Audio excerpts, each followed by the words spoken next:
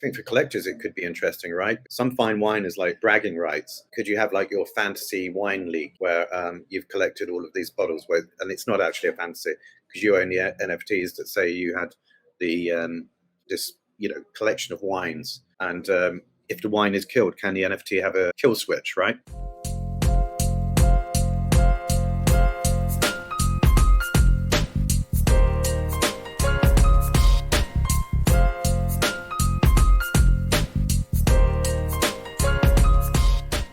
Hi, it's Conor Svensson here, founder and CEO at Web3 Labs. This is a conversation I had with Oliver Oram, founder and CEO of Chainvine.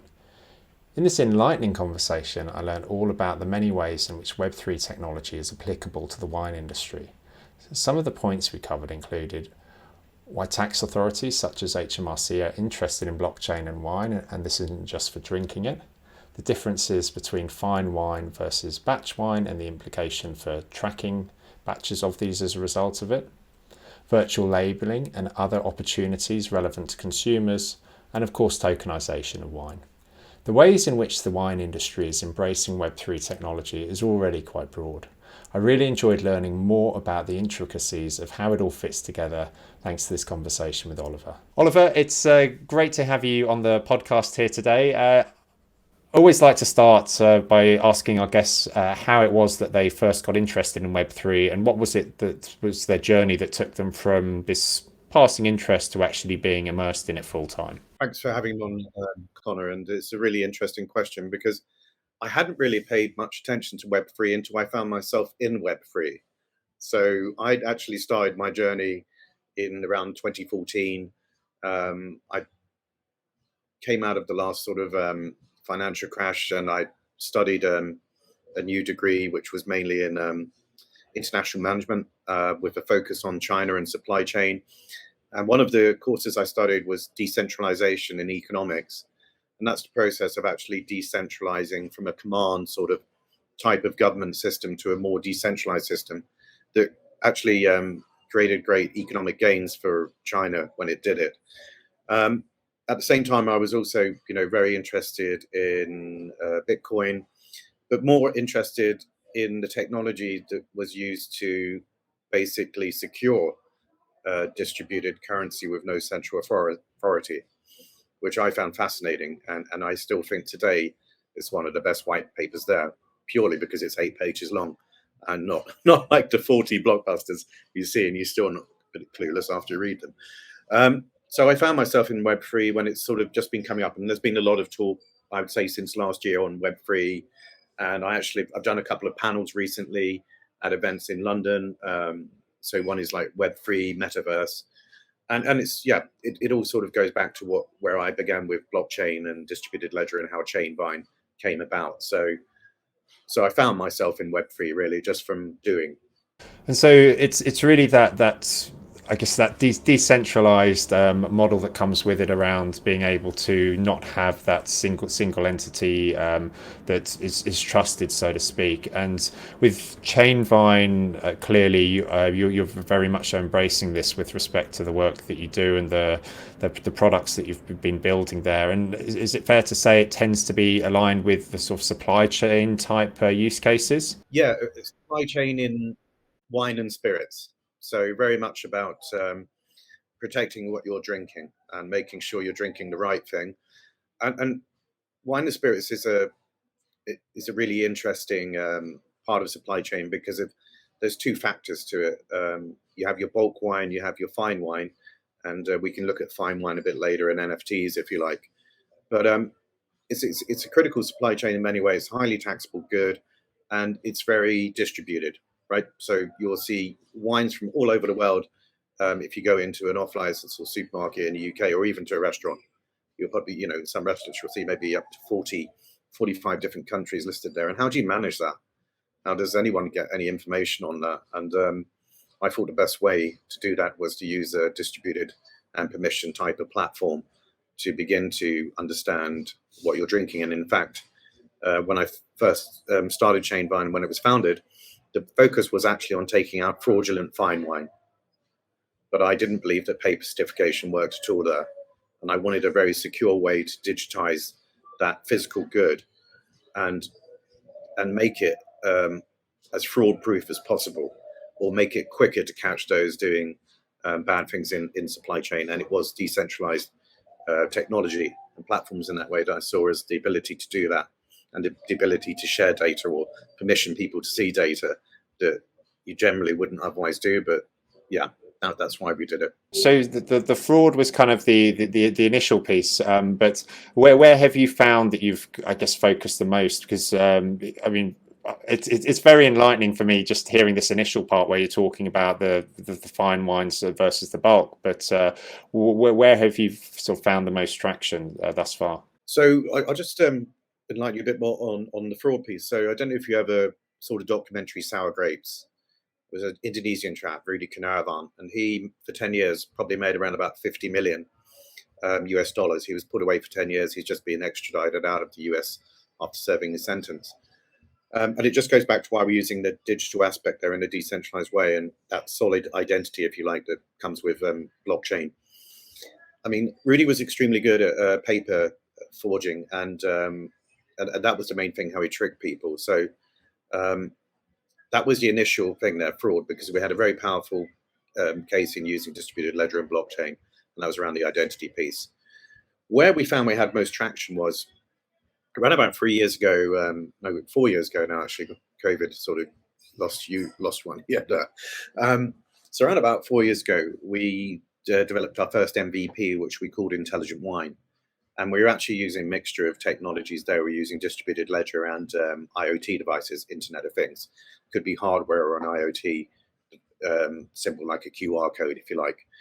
But the idea was actually that wine could actually carry more intelligence on it. And as you're passing that wine through different players, like traders or merchants, they can add information to it. So if you look at fine wine, there's a history to it. But this became very applicable actually everywhere. And this gets to the question you asked. I did an experiment where I took the wine from London to Brussels to Amsterdam to Money 2020, then on to Hamburg, then on to Copenhagen, then up to Sweden Food Tech. What I was able to do was show that wine had traveled through these different cities, and I acted as the merchant and trader in these cities. So we're uploading and auditing the information using distributed ledger. So every time I got to a city, I would scan the bottle, and it had a hardware device, upload temperature, geolocation, everything where it was. The idea of using distributed ledger was because we had an unbreakable chain of data. And that's why it was called intelligent wine, because it wasn't actually intelligent. It was just building intelligence. And that's why I didn't want to call it smart wine either, because although we're using smart contracts, I prefer to term intelligent contracts, because they should only, carry on in that physical way if everything adds up to the point that it should add up to. If it's 5 + 5, it should be 10. But if there's an 11 there, we've got a problem. Probably we need human intervention in the supply chain. So we did that. And then around about 6 months later, HMRC in the United Kingdom, the tax office, asked us and a couple of the other big companies to come in and talk about blockchain. And I said, actually, I don't want to talk about blockchain because, you've just had the big guys tell you it can do everything for you and, solve all of your problems, which I thought still left them a little bit bamboozled. And, there was a lot of cloud in the room still around what is blockchain and what does it really do? So I told them about intelligent wine and why we were using distributed ledger and blockchain technology. And I said, but I'm not going to discuss the technology with you. I'm going to tell you the story of what I just told you, Conor, about this wine, this good, moving around across borders to different people, different places. And what the tax office basically said was, well, couldn't we plug into that data then? Could we ask your clients, the importers, the exporters, if they could share that data with us? And I said, but why would they? And they said, well, we could possibly make it easier for them to import and export things into the United Kingdom if we had direct access to that data, almost like creating a new trusted trader system. So we worked on a project, and we were a technology platform for the project called Reducing Friction in Trade for about 3 years. That culminated this year in something called the Ecosystem of Trust, where about 26 companies applied to carry out pilots with HMG, and only 6 got through. And I'm really proud to say that Chainvine was one of those companies, alongside IBM, Planta, and Fujitsu. And we're working with another small SME on that, Blue Ring, who are also looking to digitize the supply chain. So in answer to the question, I know it's a bit of a long answer, but I would say it started with fine wine, but then we found out that what we were doing and the platform that we had backed by this new technology was applicable to a €7 bottle as it is to a €700 bottle. And that's when you've got scale for the technology. That's when actually this technology we're talking about begins to come and bleed into that mainstream, which I know we're going to talk about a bit more. But so I would say it's a great technology for the compliance and risk of moving around goods. Yeah, absolutely. And as you say, because there's that sort of applicability to the tax authorities as well, it's there's much more of an incentive there for them to care about this, as opposed to it be sort of more vanilla bulk goods that are moving around.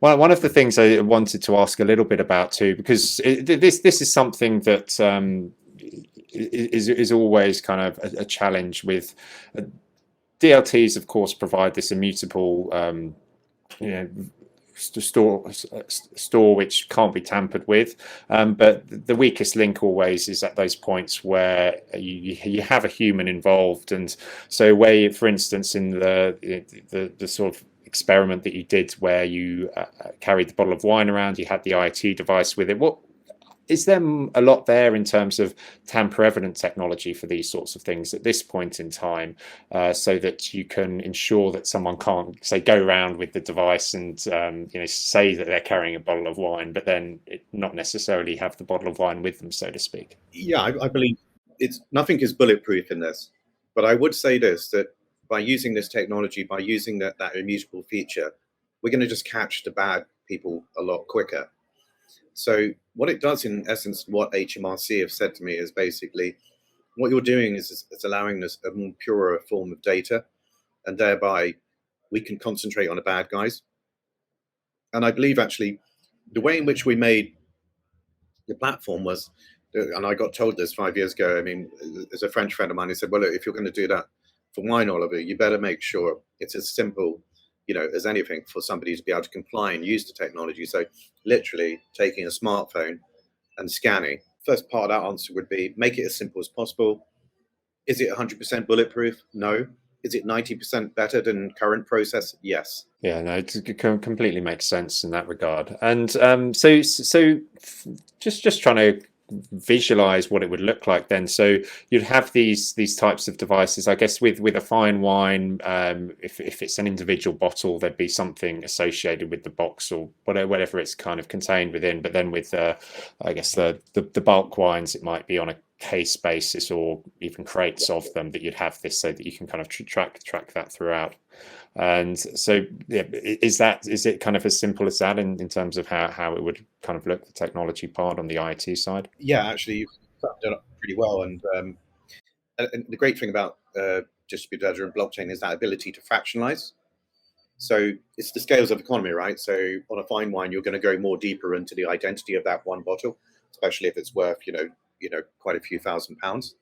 If you look at some of the fine wines coming out, I mean, you're looking at around £600, £700 a bottle.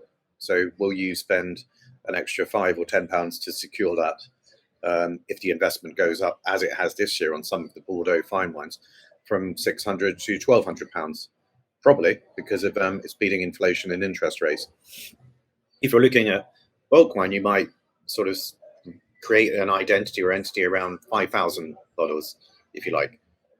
And what you're doing there really is just looking at those batches where it becomes the economies of scale for fraudsters or thieves or anyone to get involved, or where the compliance costs begin to go up, right? So, okay, why are we protecting those bottles? Because they're going to a supermarket or a retailer, and they're going to be consumed. So there's the scale of approach to the cost, if you like. And also you look at how bulk wines would move about. Maybe you're sending 10,000, 5,000 bottles here, and then you want to move some. The only way you'd move some is because it makes sense to move 5,000 bottles to another destination or whatever. But what we're doing is actually giving the vineyard producers and importers the picks and shovels, if you like. So the platform is like pick and shovel. What you decide what's important to you. We won't decide that because it's not our business, but we will enable you to make those choices in a very simplistic way. Do you want to identify one bottle, or do you want to identify 5,000 bottles in a particular batch and follow that journey? So yeah, it's very methodical, if you like. On the consumer side, given that wine is, I'd argue certainly fairly unique among a lot of consumable goods in terms of the consumers of it. They're very interested in the story behind the wine. I mean, you look at labels on bottles of wines, like the vivid imagery, the text on the back.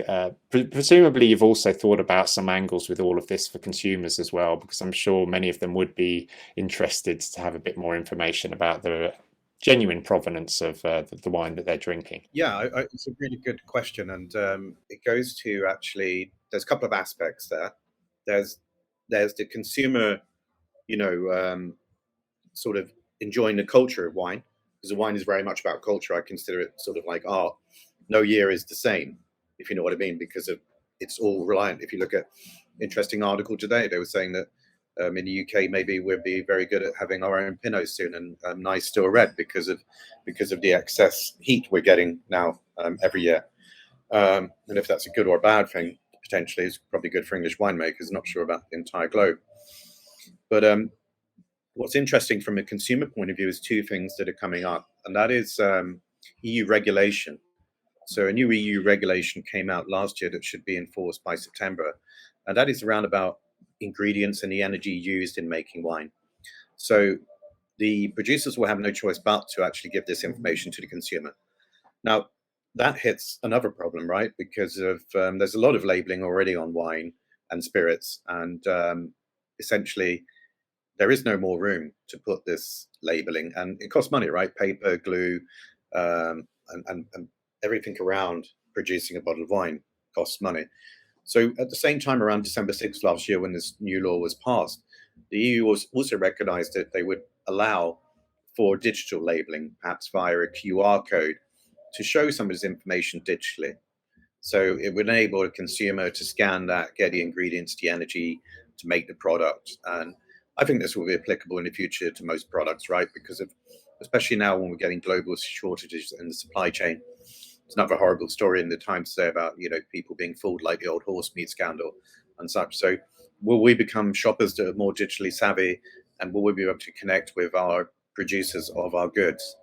I believe yes. How do we do that though, and how do we protect that data? As you've said, can I pretend to be someone else, or can I make the product pretend to be something else? And that's where I see, once again, blockchain distributed ledger coming in, a more secure way of sharing that information in a compliance and risk way. And when we developed actually the intelligent wine app and the / intelligent commodities, we allow for consumers to log in. So a consumer could log in and get actually more, forgive the pun, tasty details. Sorry, yeah. And then HMRC could log in and get all of the tax background on that if they wanted to do a spot check. FSA and DEFRA, you know, the Food Standards Agency in the UK and security of what we eat, can log in and actually do a spot check on a supermarket wine and have better idea of where the wine came from if it's compliant. And also logistics providers who are moving the wine. So there's several different factors you can get that hold of that wine, but at the end of it, all of it's protecting the consumer, because you're connecting all of these data points, and we're managing the access and ability to upload data through a distributed ledger with permissions, right? So basically, if you're going to defraud the people or do anything, it's really hard to get into that group. And actually, it just makes that, I call it like a sort of holy trinity of data, really. If you get the consumer, the producer, and the compliance all in a sort of triangle of shared data, permission data, then you can actually secure that product even better. And there's other things going on around labeling. So there's some really cool labeling apps out there. You know, Vivino is really interesting. If you put your wine in there, you can look at that. If you look at an app called Delectable that basically has AI, if you scan the label, and it will tell you everything about the wine. There's some pretty cool stuff. And then there's some others who are doing like augmented reality. You know, and you scan the bottle and like maybe something will jump out of you.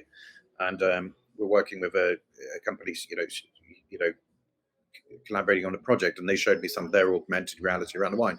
So there's lots of reach outs to the consumer there to make it more interesting, maybe get the idea of the culture more over to the consumer via digital, you know, technologies such as AI and blockchain or augmented reality. So there is these producers wanting to connect closer with the consumer. And I actually think regulation and standards will only push that even further along a digital route where we say actually that's acceptable and that's acceptable.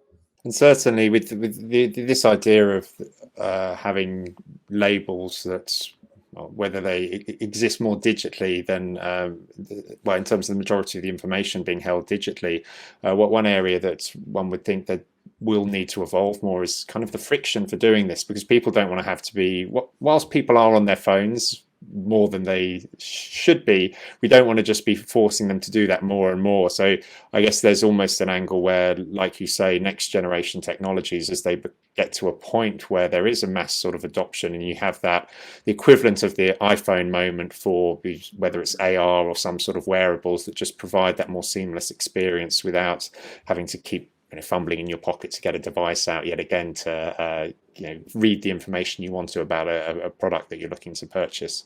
Yeah, I mean, I think if you have the Google Glass, that'd be how you do that. Maybe that should have been how they did the original Google Glass, like more of an enabler than a sort of spyware. Yeah. And there's also the thing actually of data is sovereign. So this is protecting a lot of people and their data in that supply chain, if you like, the consumer, the producer, the importer, and that. They have an idea of where their data is and who's looking at it and why they're looking at it. Most producers now have zero knowledge of who's buying their wine. I'm saying to them, perhaps we can give you can go from 0 to 5% data, but going from 0 to any data or any kind of feedback on that long supply chain is huge for any market. If you've gone from being sort of completely unaware of where the wine is and who it's with to having some awareness of where it is. So this can only benefit, I think, those benefit all in the supply chain. In essence, I don't see many losers in this technology advance. Do you think that there's a degree of people being reluctant to have too much transparency? Well, one of the examples that comes to mind, I spent some time living in Australia and Sydney. We'd take trips to the Hunter Valley from time to time, and that they mentioned there, some of the wine producers, how there's a lot of grapes that actually come from other parts of Australia that they bring into in order to produce their wine, because of just simply not having as many different varieties that available to them there because of the soil conditions, and also I guess given their proximity, where they're located, that gets in the way too. Yeah, so I don't particularly like using the word transparency because I've worked with corporates and they're not particularly, no one particularly wants total transparency, but they do like traceability, and they do like accountability and traceability.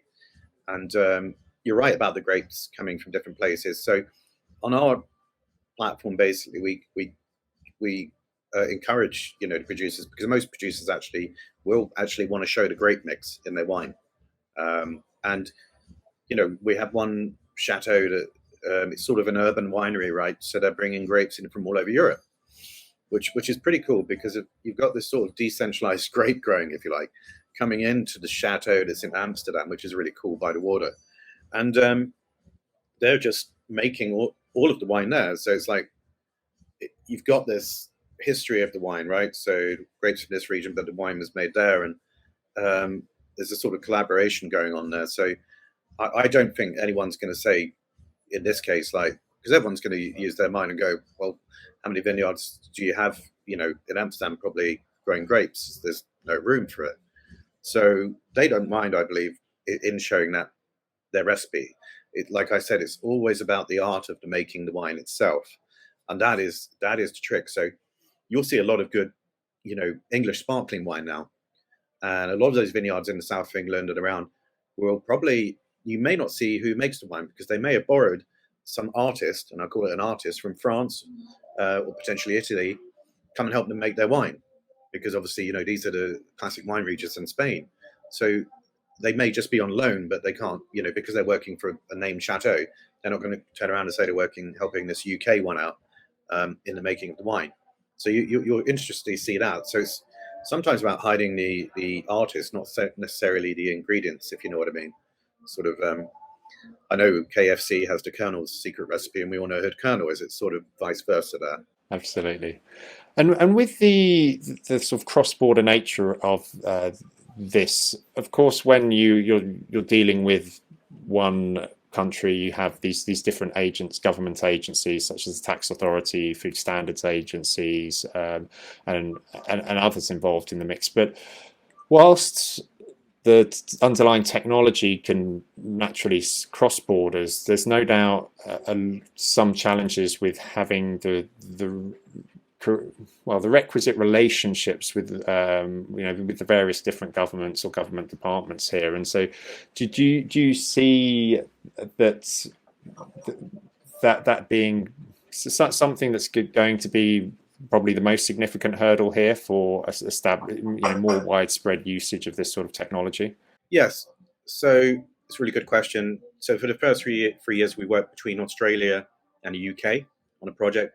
And recently we just did a project from North America with Fetzer Wines. And we actually had a legal firm help us with that, a legal firm that we'd built like a smart contract platform for a few years ago, just when we were first sort of starting Chainvine and we were doing some bespoke services. And basically, we got them involved actually around the cross-border data issues, compliance and everything. Now, the producer, if they can find a faster way, and the importer, if they can find a faster way to get their goods into the country, they're sharing a lot of this data anyway in a paper format. They just have no clue who's got a hold of it. So what we're saying is actually not really asking you for extra data. We're just saying manage the data that you're already sending across borders in a better way. So, and actually retain that data and understand who's accessing and managing it. So I believe actually by using DLT there and blockchain, you're giving more management of that data and managing the access to the data in a better way. We would like to flip this. At the moment, we're looking at exports coming in to the UK, so mainly imports, but we are looking at other countries that would be taking UK exports, for example. And then that would be just a question of the authorities there digitizing. But what you're seeing, I think, across the globe is a lot of countries are now looking at how can they fix their supply chain in some ways and make it easier, because what we saw in COVID did us some favors, right? So COVID basically said, I don't want to go to the port and be touching all of these pieces of paper and stuff because I don't want to get COVID, or no one's in the office. So how do we get a wet signature on a piece of paper? Well, you don't, do you? But then it snarls up getting stuff out of port or into ports, right? So there's been a big push from those authorities to control ports. And it's not just in the UK, it's all over. And they're saying we've got to actually find a better way to do this in the future, because you just can't hold up goods because if there isn't a physical wet signature. So COVID has done us that favor. And I think one minister asked me, like, so what are you really asking for, Oliver? And I said, well, you've already done it. When I've been flying between Stockholm and London, I've been filling in passenger locator forms. And what I'm doing is pre-booking my data before I get to United Kingdom, saying I'm in good health. I have tested 3 days ago. I don't have COVID. I should be good to fly, right? And then when I come in, they were scanning that or looking at the QR code, right? So in essence, they've already trained themselves for this move. And, it's the same vice versa. Have you got those QR codes? Have you got those, certificates to say you can travel? So it's not a huge leap of faith here. We're just saying that we're using a technology that we find very suitable for this new process.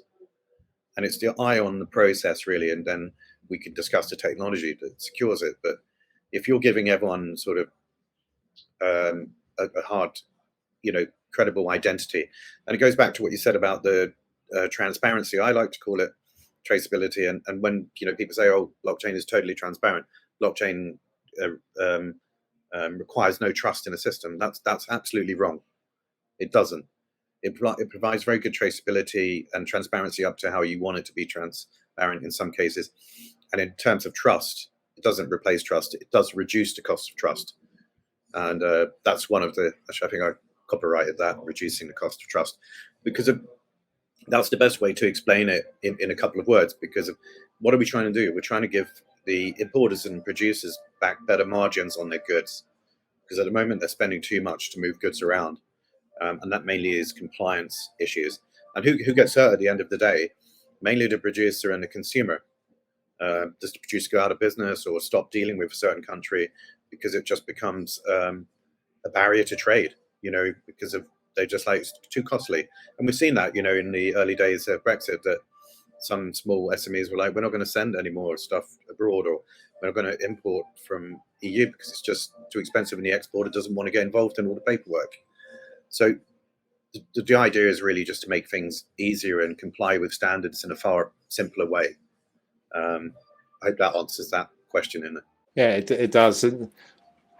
Do you and maybe it's whilst it's digging onto digging down a bit further with all of this, I do believe it's an area that's kind of relevant and of interest anyway for people when they think about the platforms out there, because there's multiple different approaches that this sort of technology can take. You can have these private networks in effect where you have participants on them, but my thinking is that if you have regulators in different jurisdictions, government departments and so on, it's going to be quite hard to build a platform that kind of ties that uses a private blockchain because of the onboarding overheads and so on. And so is there kind of a longer term view of using these public blockchain networks more as a utility, so that you'll just be able to have this data there, albeit with the relevant privacy, so that sensitive information isn't being disclosed? But does that seem like a sort of natural end state for it?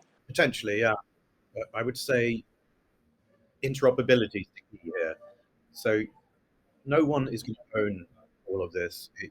So when we looked at Chainvine, we knew it had to be interoperable, and we worked with several different flavors of DLT and blockchain. I would say on the permission side that it's actually not too difficult to get people on chain, because they're already, in some ways, using trusted trader systems or other systems. Now, in the import side, it's really the destination country that's key there. For example, exports of wine from the USA, they have an agreement with the UK. They don't have to modify TTB in some respects to what they're exporting. That's up to the UK to make sure all of the taxes and that the standards have been applied, and it's the producer to show that compliance material. But potentially, would there be a wine chain? Why not? You have an organization called OIV, Organization of Wine. It represents 48 countries. Could they be a standard holder for a type of public wine blockchain, if you like? But at the same time, I don't think it would be totally public, because they want to make sure that, are they a producer, are they an importer? So it's that identity again. Yeah, absolutely.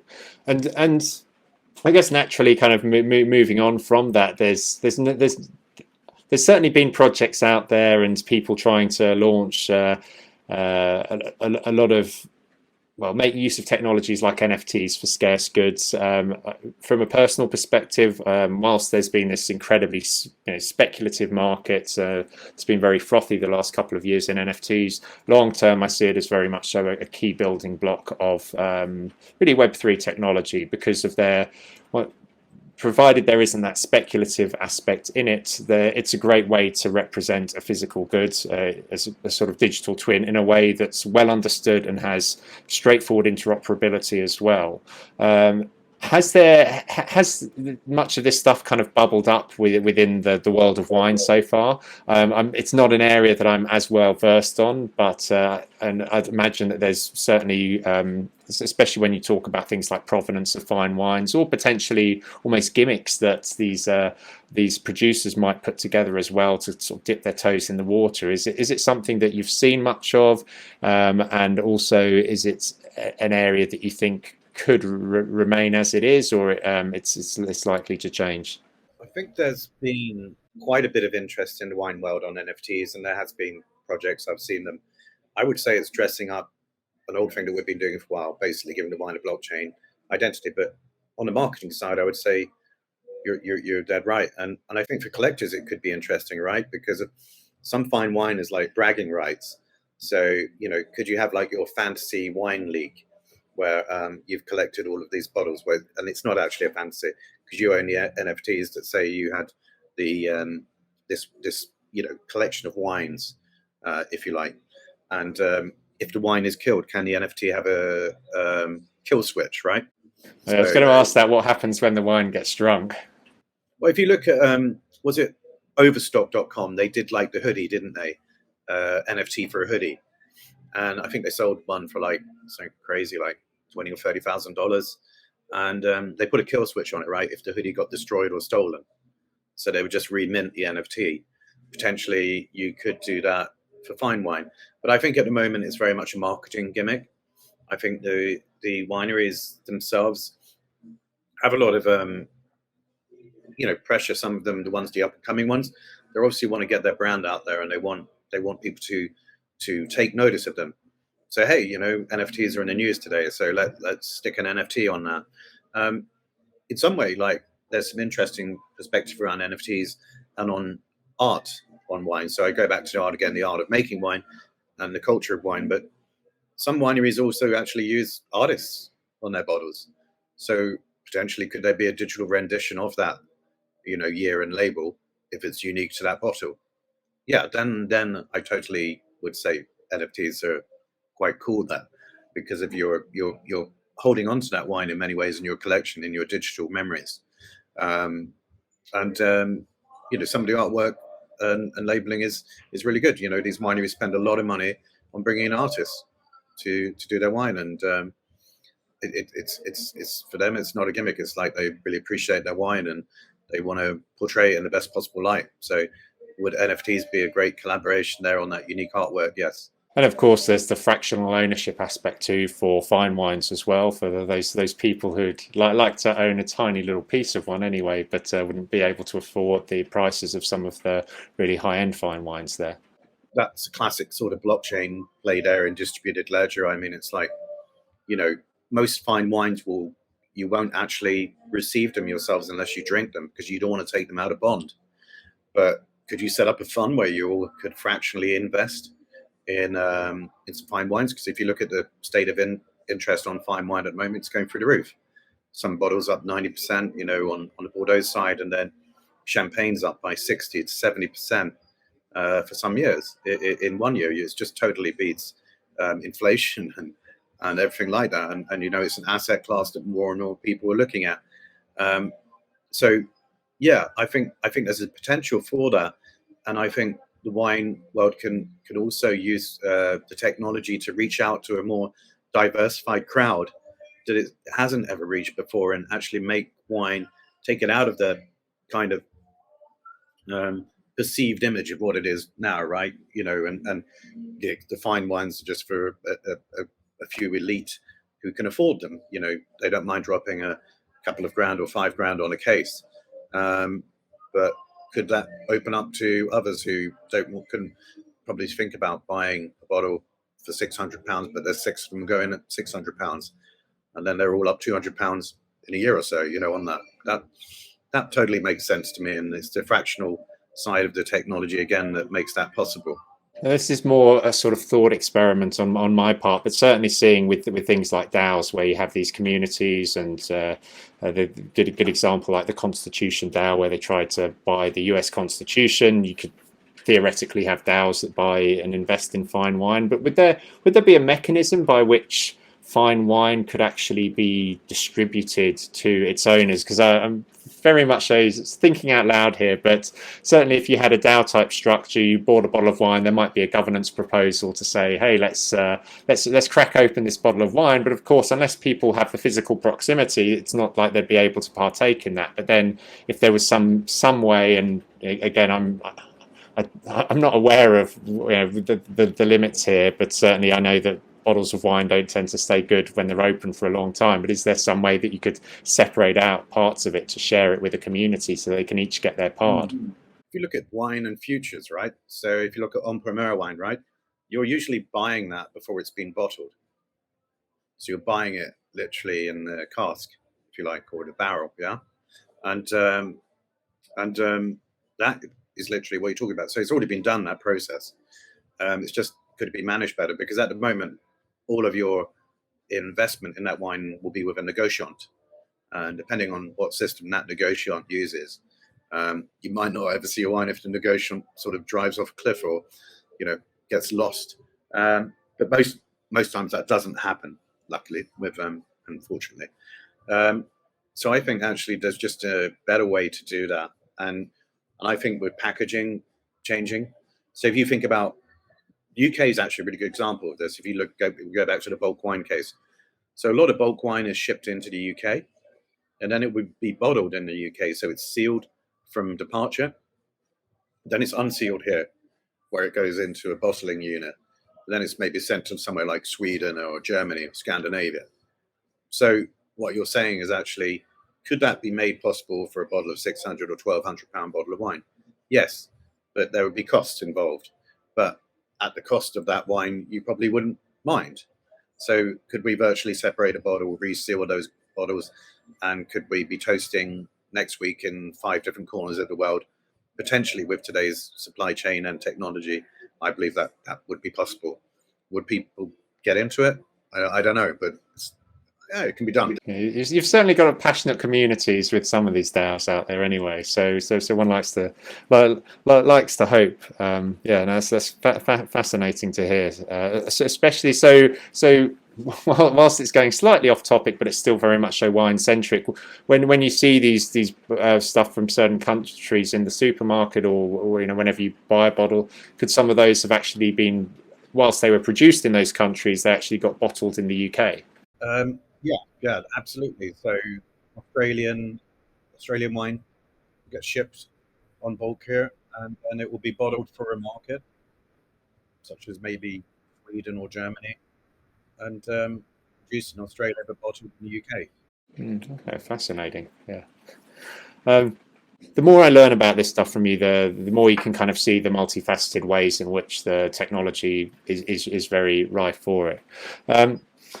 So if we're just kind of looking forward 10 years from now, where would you like to see this technology have evolved to with respect to maybe your everyday experiences, or when you go and buy wine there, what would you like to see? And if that's the case, you'd look back and say, wow, it's great how far we've come in the last 10 years with this. So I wouldn't even be expecting to be talking about blockchain or any of that. I'd be probably talking about, this is an ultra secure wine, the best quality, never had any problems with it, and I'm going to stick it in my digital collection as well, that I've got on my phone. And these are wines that I've tried in the last 5 years, and here's my audit of that, and maybe my own reviews.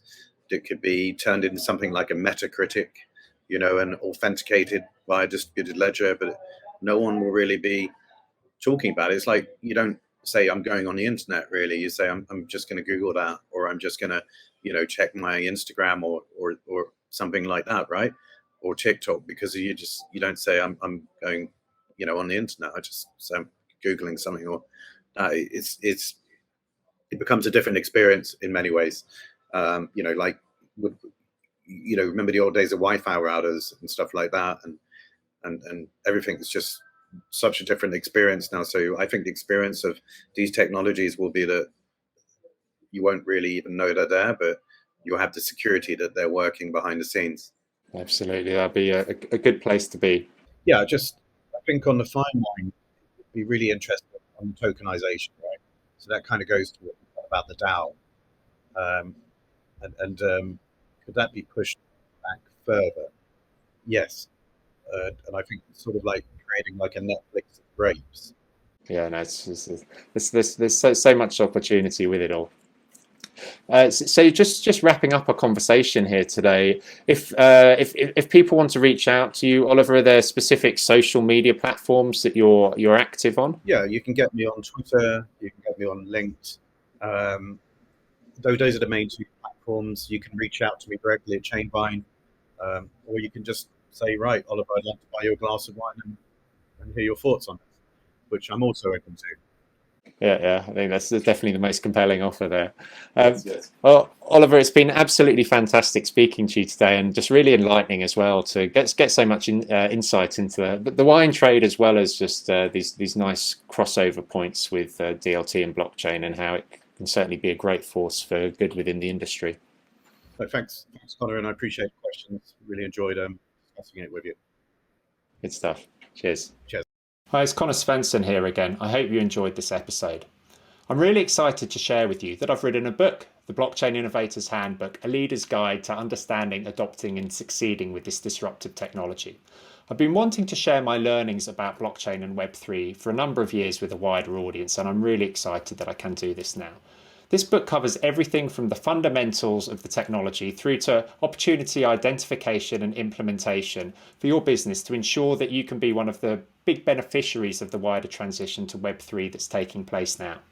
The book is available in physical as well as digital form. For more information, head to web3labs.com/innovators.